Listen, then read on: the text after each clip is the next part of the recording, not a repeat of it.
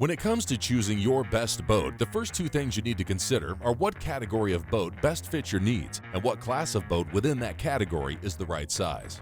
To choose the category, simply ask yourself, what am I going to do with the boat the majority of the time? And what do I want to fish for out of that boat? To pick the class of boat, decide on how many anglers or passengers you want to take along and where do you want to fish. Today on Florida Sportsman Best Boat, we're going to look at a group of boats that represents the most popular categories of fishing boats that can gain you access to the skinniest shallow water flats, the far reaches of the backcountry, the choppy waters of the open bays, and out to the blue water of the Gulf Stream.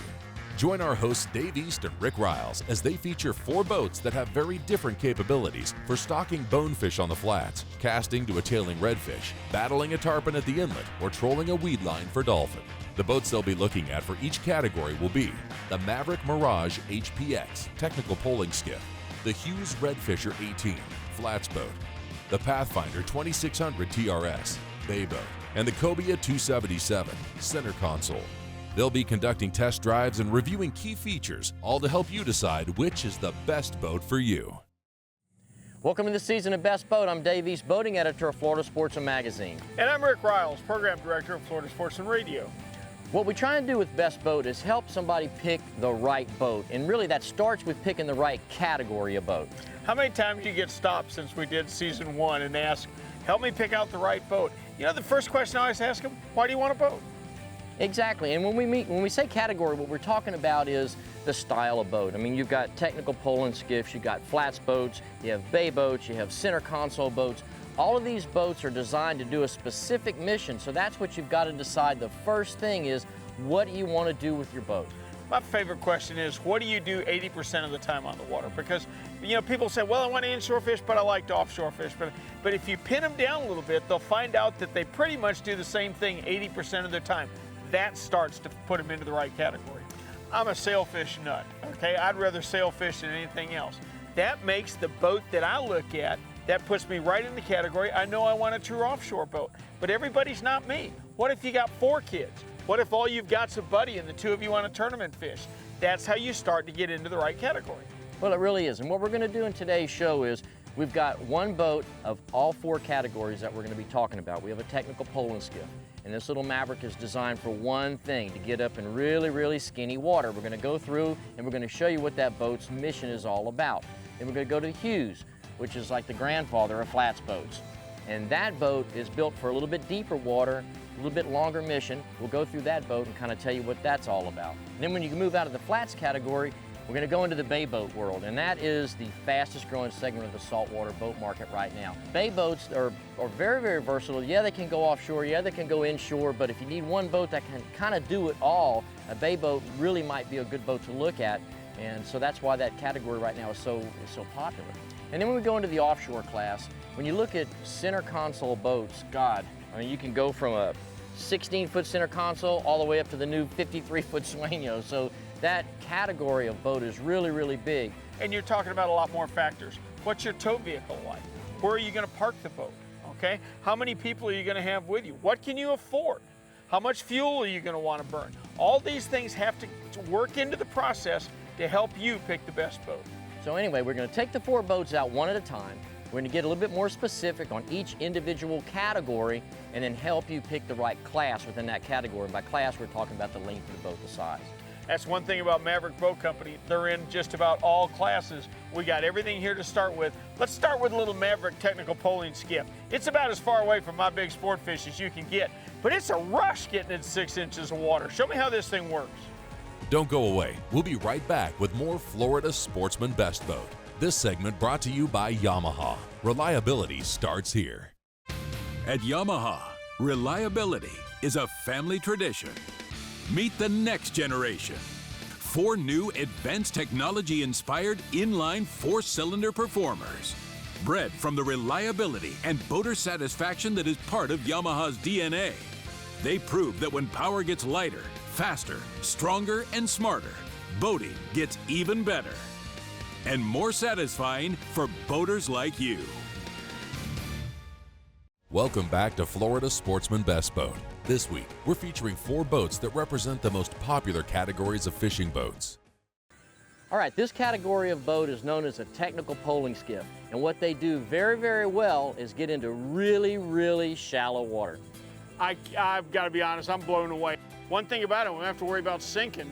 We can walk home. Oh yeah, I mean, we're literally in ankle-deep water and we're floating. What's nice about this boat is there's areas on the flats that you can go where other boats just can't get. I mean, you take a typical flats boat, and that boat draws a lot more water than what people think. In a technical poling skiff, they are built specific to get up into really, really, really shallow water where the fish try and get refuge and get away from all the boats, where you can chase them down in this boat. In my home waters, we have got redfish that cruise around with their backs out of the water in areas where we can't reach them. It drives me crazy. You can reach them in this boat. Oh, very easily. It's a Maverick Mirage HPX. And what I like about this particular technical poling skiff, there's a lot of other ones on the market, but typically a technical poling skiff is very, very basic. It's a hull, it's a deck, it's a poling platform, and really that's about it. They've gone a little bit more with this boat. It's got a live well. It's got some built-in storage. You got more storage under where you're standing.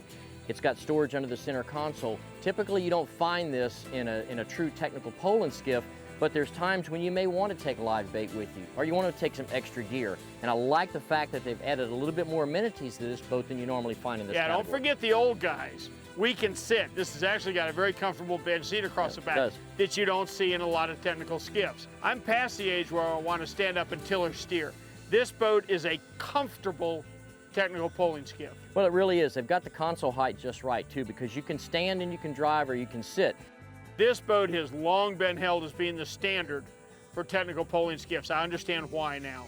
I understand the great attraction to this boat. For one thing, when you get ready to move it, just pick it up and move it. It doesn't weigh anything. No, the hull is super, super light. And if anyone's watching that's not really, really familiar with what a flats boat is all about, any good quality flats boat, or any flats boat at all, especially a technical poling skiff, is going to have a poling platform. And that's what I'm standing up on now. And the push pole, what this allows you to do, it allows you to maneuver the boat and push the boat into really, really skinny water where a trolling motor won't even work. And you're really silent. You take the push pole, you can maneuver the boat around. I can put Rick exactly where he needs to be to make that perfect cast, because face it, when fish get in water this shallow, they are wary. I mean, just the pressure wake of the boat going across the flat will spook them. And you can spend 20 minutes sneaking up on a fish and spook him just by rocking the boat like this. So having the poling platform and a push pole lets you get that boat really, really stealthy, which is important in shallow water. You could run up on a flat 30 years ago with a trolling motor. You can forget that now. You've got to pull your way up. But I was just thinking, you know, the planets had to align right for this boat to happen. Think about the differences that carbon fiber have made. Think about the difference that decreased weight in the outboards have made. You're not putting a wooden boat up in water this shallow. You've got to have a boat that's built very specifically to get this skinny, and it takes today's technology to build such a boat. Well, it really does. And you notice it's a really small motor. That's all this boat needs. It's so light, it performs really, really well with this little 70. You don't have to put a bigger motor than that on this boat to get good performance. Very little planing surface is another key to what makes this boat ride so good on small horsepower. The secret to being successful in catching today's shallow water fish, which have gotten sophisticated enough to understand motors and sounds and things like that, is to be able to get where other boats can't reach. Tell you what, the Hughes Redfisher 18, somehow I think Bob Hughes is looking down and smiling on this year's version. Well, I mean, like we had said earlier, this is absolutely the granddaddy of the flats boats that are out there. This boat is what really started the big push into the flats boat category of boats. I mean, before the Hughes Redfisher, what was there? Oh my gosh, there was boats that wouldn't get shallow enough. How would you like to have been on the first one and been the first guy to get up shallow? Think the bonefish were stupid? Oh, in those glory days down in the Keys especially, oh yeah, the Willie Roberts, it ruled the Keys. It was a wooden boat, it was heavy, it was big. The Hughes was really the first fiberglass boat that just really took over the Keys. I mean, many guides have made their living out of a Hughes. Oh, the first one I ever saw, and that's where they came from. The first one I ever saw in Jacksonville, I thought, well, that guy's lost. Now you see him up every creek. Oh, absolutely. And in this size flats boat, we've migrated now out of the technical poling skiff, and then now this is what they would consider a true flats boat. We're going to give up a little bit of draft. She's going to draw a little bit more water. But Now we're in a much bigger boat. We can carry an extra couple of fishing buddies, we can carry a little bit more gear, and we can put more ponies on the back. So that way, if we want to run further across a choppy bay, or if we want to even sneak and fish the inlet, the little bit extra room and the extra displacement of the hull will allow us to do that. Don't go away. We'll be right back with more Florida Sportsman Best Boat. This segment brought to you by Garmin. Fight your fish, not your fish finder. Optics. I mean, the thing that I think Garmin's going to give me a huge advantage of is actually seeing things real time. What I see in my screen is what I'm casting at. What we always do with traditional sonar is we're looking straight down. And so basically then, as we move forward, we're seeing what's in the past. Well, now actually what you're looking at is what you can throw at and fish. I think it's even going to get better. I mean, they're making a push forward in the marine bass fishing world that's really second to none. Welcome back to Florida Sportsman Best Boat. This week, we're featuring 4 boats that represent the most popular categories of fishing boats. Let's get back to Dave and Rick as they continue their discussion on the flats category. This boat can take more people than what a technical poling skiff can do, and you're not so nervous when you look across that bay and there's a squall coming. This boat can handle a lot more water too. Oh, it can. And you know what? I'm seeing more and more of these in freshwater. A lot of people that want to buy one boat to do a little bit of everything. A flats boat works out pretty good. With the trolling motor on the front, it works just like a bass boat. You can work and you can hit a stump field and you can work the boat just as you would a bass boat. But you wouldn't dream about putting your Ranger bass boat or your Triton bass boat in saltwater. You can, and obviously in this, you still have your poling platform where you can take it and get on the flat, so it is very versatile. So much more stability, okay? My wife loves to take the boat to dinner. Let's get in the boat, cross the river, and go to dinner. She's gonna be a little more nervous in a chop in that technical poling skiff than she is in this boat. This boat, being wider, being heavier, gives you a better ride in that situation. Just look at the hull design. You're going to get a little bit better ride having the V entry in the front, but you're going to give up a little bit with the flat back. It's not going to ride like an offshore deep V center console. By the same token, you're not going to take an offshore deep V center console and get it up in this skinny water. Oh, of course you're not. This boat becomes a little bit more versatile as it takes on a little bit more draft. You can do more things with it. You can still get plenty skinny. It's an awfully good entry into the flats boat market. It is. And if you look at the storage they've got on this boat, a lot of storage in the front. You've got another live well here in the back and a release well, because a lot of guys that are fishing out of this boat are tournament fishing. And if you've got to keep a couple of big redfish alive, you need a big release well to do that. You've spent time poling this boat, which I haven't done. How does it do poling compared to the technical poling skiff? Well, obviously it's going to take a little more effort because it's big. It's got more displacement. You're displacing more water, so you're pushing a little bit harder. But yet it's not so big that you can't pole it. It's still agile, and that's not going to be what a technical poling skiff is. It's going to draw a little bit more water, be a little harder to push, but it's still plenty easy to get up onto the flats pushing this boat with a push pole. So if you need to carry a little bit more gear, a few more fishing buddies, or you want to go a little bit further distance, a larger flats boat might be your best boat. All right, when you're ready to step up to a little bit larger boat, you still want some shallow water capability, but you'd like to sneak out here on a half decent day. That's where a bay boat comes in. And that's why this market has just exploded in the saltwater industry. I tell you what, I've got to be out here, Dave. You know what I love out here? You never know. That rod goes off, you've got no idea. Is it a Spanish mackerel? Is it a blue marlin? For a boat like this to be comfortable out in the ocean is just such a benefit to me. I just got to be out here. I get the fever. We've got a lot more displacement in this boat over a flats boat. That's why it'll take the heavier water. But yet, it's still not a deep V all the way down, so we still have gained our shallow water capability. We haven't really lost anything. You're absolutely right. You may give up a few inches of draft, but not very many. This boat is at home inshore and is at home 25 miles offshore, which is where the whole bay boat concept came from. If you're looking for a boat that can do inshore and some light offshore, but to still take a lot more people than what a typical flats boat can, that's where a bay boat shines. You know what the bay boats have done? They've eliminated second boats. Think about it. For years, guys had 28, 30-foot center consoles, and then they had a skiff at home, a Carolina skiff they could play around in the river for. They have found if they go to something like this Pathfinder 26, that's the only boat they need.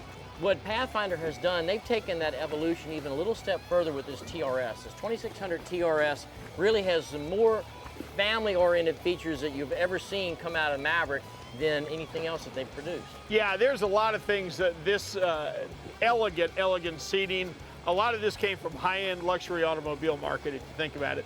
This boat is flat out comfortable. You know, a lot of guys bring their wives now. I love to take my wife. She's not going to find anything that's not comfortable on this boat. Well, for years, Maverick has been known for building fishing boats that you could take the family. This really is a family boat that you could fish. You've got seating across the back. You've got seating in the front that has retractable backrests that flip up out of the seats. You've got a big console in here you can put a head. It's even got a little place for a cocktail table in the front. Don't go away. We'll be right back with more Florida Sportsman Best Boat. This segment brought to you by Birdsall Marine Design, quality marine and sport fishing products. Birdsall Marine Design has been a leader in aftermarket and custom boating accessories for over 35 years. Based in West Palm Beach, our facility specializes in the manufacturing of custom T-tops, leaning posts, consoles, rod holders, marine canvas and upholstery products, and a wide variety of anodized aluminum hardware. Come visit our spacious West Palm Beach facility anytime, or visit us on the web at birdsallmarine.com to learn more about our most innovative products. When filming for Florida Sportsman Best Boat, the cast and crew stayed at Pirates Cove Resort and Marina in Stuart, Florida. Family owned and operated, featuring 50 renovated rooms with an outstanding restaurant and a full-service 50-slip marina. Welcome back to Florida Sportsman Best Boat. This week, we're featuring 4 boats that represent the most popular categories of fishing boats. Let's get back to Dave and Rick as they continue their discussion on the bay boat category. This is not a family boat that can fish. This is also a high-level fishing boat. Now, what I mean by that is you can not only fish, I mean, face it, you can fish from anything. But you can fish the highest level. You can blue marlin fish. You can kite fish for sails. You can throw at a school of trout in the river. You can fish 90% of what you're going to do, you can do on this boat. Another thing that Maverick did is this hull is not new. The interior deck layout certainly is. But this 2600 step hull, it's actually a double stepped hull. It's proven. So they really didn't have to tweak anything or make any changes there. So they took their proven hull that's got great performance and they just made a new cap that's more family friendly. This boat even has a ski pile on. So if you want to take the kids out on the sandbar or you want to pull a tube, you can. So if someone needs one boat that is really, really versatile and probably the best definition of versatile, a bay boat is it. All right, we've looked at technical pulling skiffs, we've looked at flats boats, and we've looked at bay boats. But you know what, if the shallow water just isn't your thing, maybe you need to consider a category of offshore center console. Like my wife says, I only dream in shades of blue. That's where this boat excels, anywhere you find blue water. Well, when you're looking at an offshore center console, you really need to start in that 20 to 23 foot bracket. Anything smaller than that, you're really gonna have to pick your day, and it's really not much better than what a bay boat would be. Yeah, you're right. The bigger you get, now this is a case where the bigger you get, a lot of cases you're better off, but there's limits to that. As you get bigger, you need more towing capacity. You may need a second engine. You may need a bigger crew. There's a lot of things to consider. Bigger is not always better. Well, you're right, because just as in Best Boat, we're trying to show you as much information to choose your right boat. When you get into center consoles, especially offshore arena, here again, you got to go back and make a lot of choices to pick the right boat. Do you have a truck big enough to tow it? Where are you going to store it? How fast do you want to go? How far do you want to go? Most of the time, if you're going to be on the weekends and you're going to be just barely out of the sight of land, a 23-foot center console with a single engine is plenty. Yeah, and on the other end of the spectrum, if you go bigger than 27 feet, Dave, it almost requires a change of lifestyle. You understand what I'm saying? Absolutely. You're going to need a dedicated tow vehicle, okay? You're going to need almost constant maintenance. You're getting into more engines, more boat, more everything. I love this size boat. I can take this boat anywhere. I can cross any ocean, but I can still keep it at home. I can still tow it with my 1500 class truck. Yeah, well, you got to look at what are you going to, like I said, where are you going to store it, what are you going to tow it with. You look at your engine choices. Smaller center consoles, you can go with a single larger outboard. As you get larger, you need to go with at least twin power. You get up to that 32-foot range, now you're talking triples, and when you get over 32, we see a lot of those boats running quads. By the same token, you're talking about a boat that can run 65, 75 miles an hour and do it in 3-foot seas. So when you get into that larger class, that has an application also. It does have an application, but it's a different lifestyle than a family guy that wants to fish offshore. He can fish anywhere he wants to in a 27-footer. He has to change a lot of what he does if he moves up into some of these mega center consoles like you're talking about. All right, basically, you need to make a few decisions. How many people you're putting on board, how far do you want to go out from land, and where you're going to store the boat, what you're going to tow it with. That's really going to define what size offshore center console you settle on. Well, wait, you better stop and think about who's going to go with you. First off, your wife is going to need to be comfortable. If you've got small kids, bay boat's pretty sporty, you know. You don't want them running up on that casting platform. You don't want them in a smaller center console. You want a boat where they feel secure and they're comfortable joining you on the water. Well, they are. And one thing that we've seen over the last 2 seasons of Best Boat, a lot of the center consoles now have incorporated a lot of family features. You see a lot of bow seating, a lot of stern seating. Even the console itself, the helm seat, is much more comfortable than just a little bland leaning post. Sure it is. And the head, okay? You and I know they put heads in bay boats now, but they're not very comfortable, and there's a lot of people that aren't going to go inside that console in a bay boat when they're out on the ocean. A boat like this, you're a lot more comfortable if you have to go inside the console. You can also go inside the console, get out of the weather. If you want your wife not to get rained on, it's comfortable for her in there. Well, like you've heard many times before, there's no replacement for displacement. So if you want to get far offshore and you're looking at an offshore center console, the size is going to be dictated by a lot of things, but if you want to hit out into blue water, this is the type of boat you're going to need. All right, well, that wraps up this episode of Best Boat, and hopefully we've helped you pick the right category of boat. Well, it all depends on what you're going to do. Certainly what one of these boats is good at, the other one may not be. But if you look at the category as a whole, there's a lot to choose from. Well, it's like we said earlier, start off by saying, what are you going to be doing with the boat? How are you going to be using it? Where are you going to be storing it? How much money do you have to spend? What do you want to fish for? If you want to catch a bonefish as opposed to a dolphin, those are 2 different boats. 2 completely different boats, 2 completely different categories. That's the beauty of Maverick Boat Company. They build boats in every category, and that's what made today's show so special for me. I loved being on the technical pole and skiff. I'd never been on one before. For more information on the boats that you've seen today or that we'll be covering through the entire season of Best Boat, go to our website, floridasportsman.com, click on the boating page. There also, we put up a new boat every week that you can get more details on. Or we'll see you next week on another episode of Florida Sportsman Best Boat. If you're in the market for a new boat and want to make the best buying decision possible, start off by asking yourself, what do you want to do with your new boat 90% of the time? And you'll be on the right track to find the best boat for you. Be sure to join us next week as we cover the first part of a 2-part series on 24 to 27-foot bay boats on Florida Sportsman Best Boat.